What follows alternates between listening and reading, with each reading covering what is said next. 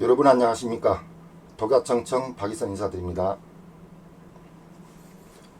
오늘은 여러분들께 5.18 기념식장에서 항상 논란이 되고 있는 임을 위한 행진곡, 그것이 과연 어떻게 된 사정이 있는가, 그것을 한번 말씀드리고자 합니다. 자료를 한번 보시죠. 이재명 대표가 호남 지역 유세에 와서 임을 위한 행진곡을 열심히 부르고 있는 모습인데요. 주먹을 불끈 쥐고 노래를 부르고 있습니다. 그래서 현재 5.18 기념식장에서는 애국가 대신에 임을 위한 행진곡이 더 사랑받고 있는 것 같습니다. 부제로 애국가가 뭐요? 조롱받는 애국가, 제목을 이렇게 뽑았습니다. 그리고 문재인 대통령이죠. 전 대통령 5.18 기념식장에서 손을 맞잡고 열심히 임을 위한 행진곡을 부르고 있는 모습입니다. 그리고 이것은 이제 시민 학생들이 임을 위한 행진곡을 합창하는 모습인데요. 합창과 재창이 있습니다. 우리가 공식 행사에 가면 애국가를 다 같이 재창하시겠습니다 이렇게 하죠. 재창은 모두 부른다는 뜻이 재창이고요. 합창은 합창단이 앞에서 부를 때 그 노래를 따라 부르든지 부르지 않든지 그것은 개인의 자유의사에 맡긴다는 뜻입니다. 그런데 5.18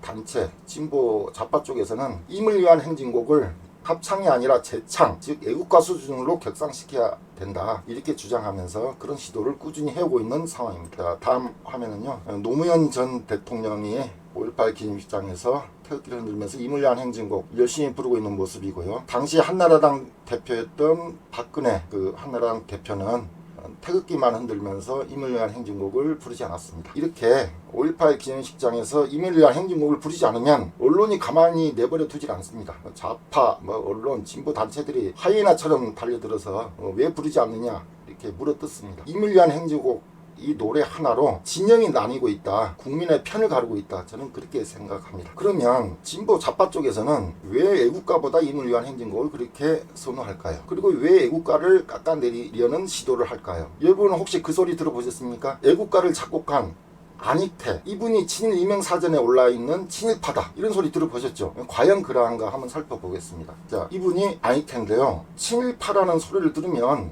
우리 국민들은 알레르기가 있습니다.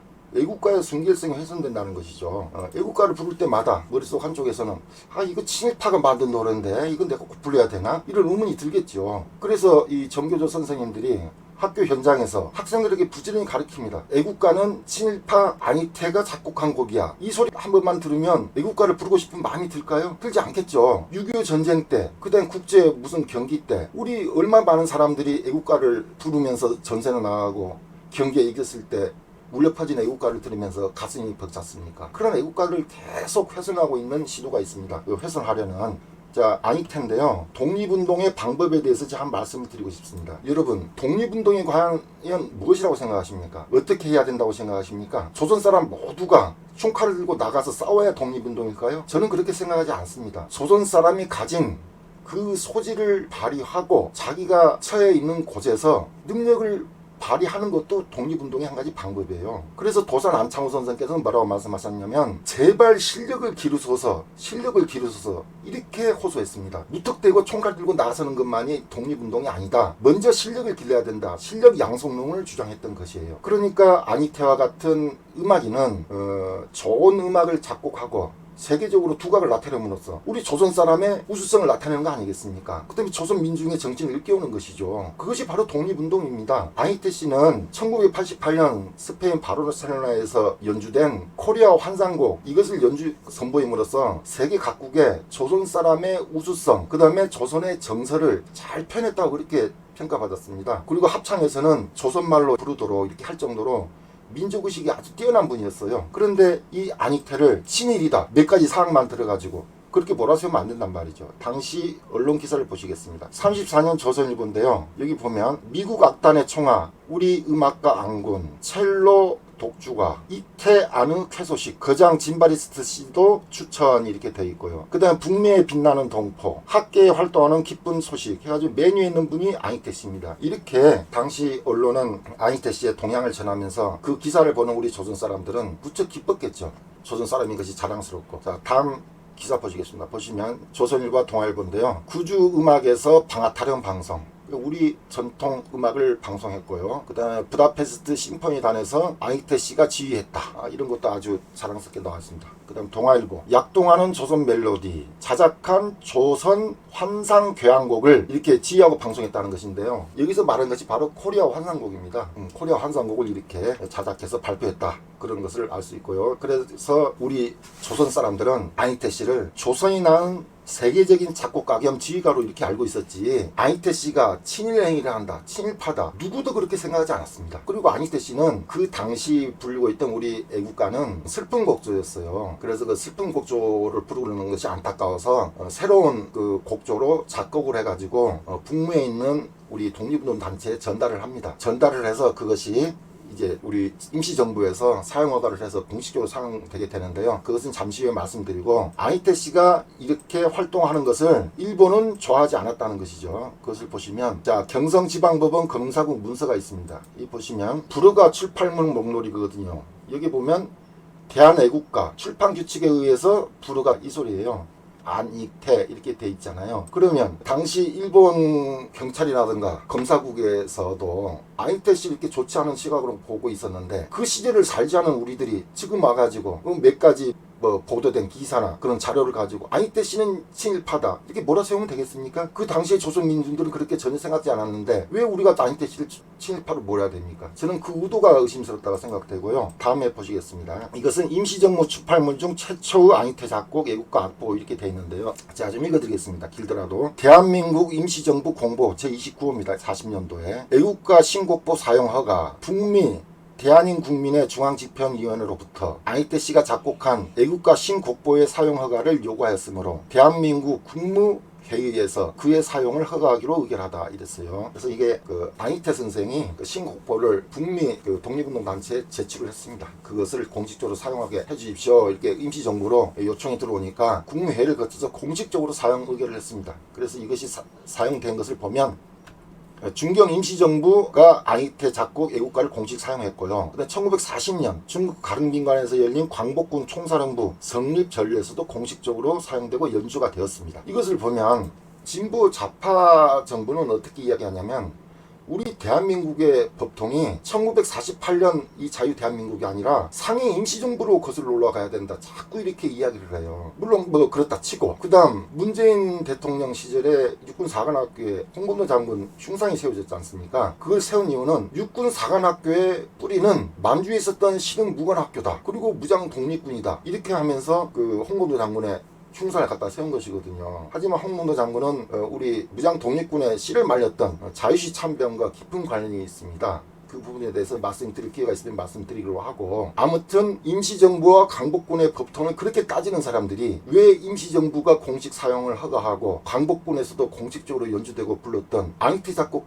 애국가를 친이라 그래서 훼손 안 하고 오염시키는 겁니까? 그러지 말 것을 요구하고요. 다음을 보시면 이제 임을 위한 행진곡입니다. 임을 위한 행진곡을 많이 들어본 분들이 계실 거예요. 특히 586 세대에 속하는 이 분들은 당시 시위 현장에서 임을 위한 행진곡을 부르면서 돌멩이를 들기도 했을 것입니다. 그 노래를 듣거나 부르고 있으면 내가 마치 투사가 된 것 같고 운동가가 된 것 같은 그런 기분에 빠지게 됩니다. 임을 위한 행진곡은 운동가인 윤상원 씨와 박기순 씨의 영혼 결혼식을 위해서 만든 노래입니다. 백기환 씨 돌아가셨죠. 저도 그 백기환 씨가 쓴 책 여러 번 읽어봤는데 참 좋은 책도 많았습니다. 백기환 씨가 그 쓴 시를 바탕으로 해서 소설가 황성영 씨가 작사를 했고요. 전남대 학생 김용률 씨가 작곡한 노래가 임을 위한 행진곡입니다. 그래서 그분들이 어떤 분들인지 한 번씩 살펴보겠습니다. 이 윤상원 씨는 그 5.18 시위가 있기 전부터 그 국민연합의 사무총장을 맡았었거든요. 근데 국민연합은 생각하는 백성이라야 산다를 쓴 함석헌옹과 김대중 씨가 공동의장을 맡은 단체였습니다. 그래서 국민연합을 두고 조총령 산하단체인 한민통의 국내 지부다, 아니다를 두고 논란이 많았었죠. 1974년 유경수 여사를 시해한 문세광이 속해 있던 단체가 바로 한민통입니다. 그리고 이 윤상원 씨는 들불야학의 강사였는데요. 들불야학은 5.18 그 시위가 계속되는 와중에 시위 초기에 투사해보라는 그런 것을 9회에 걸쳐서 발간을 합니다. 2,000매씩 해가지고. 그게 뭐라고 쓰여졌었냐면 시민 600명이 죽었다. 시민, 경찰, 군인 해서 600명이 죽었다. 부상자가 2,000명이다. 이런 허무맹랑한 그런 유언비어를 퍼뜨린 것이 바로 투사해봅니다. 그리고 온갖 그 입에 담을 수도 없는 그 유언비어가 많죠. 유언비어 제작 공장이었어요. 그게 있었던 분이 윤상원 씨고요. 그 다음에 전남도청에서 무기 반납을 거부하고 끝까지 싸우다가 돌아가신 분이 윤상원 씨입니다.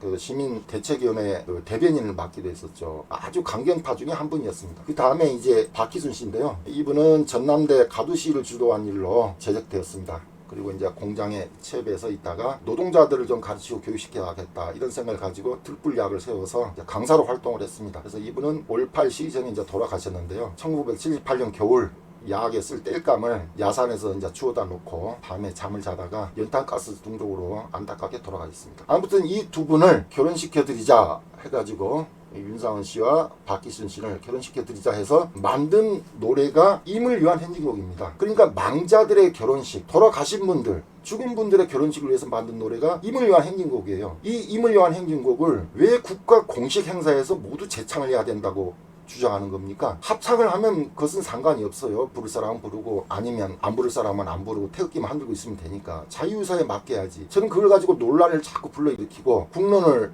가르고 국민을 갈라치게 하는 것은 저는 옳지 않다고 봅니다. 심지어 광복절 행사장에서도 임을 위한 행진곡을 불러야 된다 만다 논란이 있더라고요. 참 안타깝습니다. 여기서 말씀드릴 것은 정교조 선생님들께 좀 부탁을 드리는데요. 그 교육 현장에서 어린 학생들 아무것도 모르고 그 하얀 백지와 같은 그 학생들에게 그 왜곡된 역사교육을 좀 하지 마시기를 당부드립니다. 올바른 역사교육을 하셔야지 통일교육, 민족교육이라는 미명하에 멀쩡한 사람을 친일파로 만들고 학생들이 애국가를 큰 소리로 부르지 못하게 그렇게 해서야 되겠습니까? 애국가는 우리 6.25 전쟁 때도 많은 학도병 군인들이 그 애국가를 부르고 눈물 흘리면서 총을 들고 전선으로 향했던 그런 노래입니다. 그래서 오늘은 임을 위한 행진곡과 애국가에 대해서 잠시 말씀드렸습니다. 들어주셔서 감사합니다.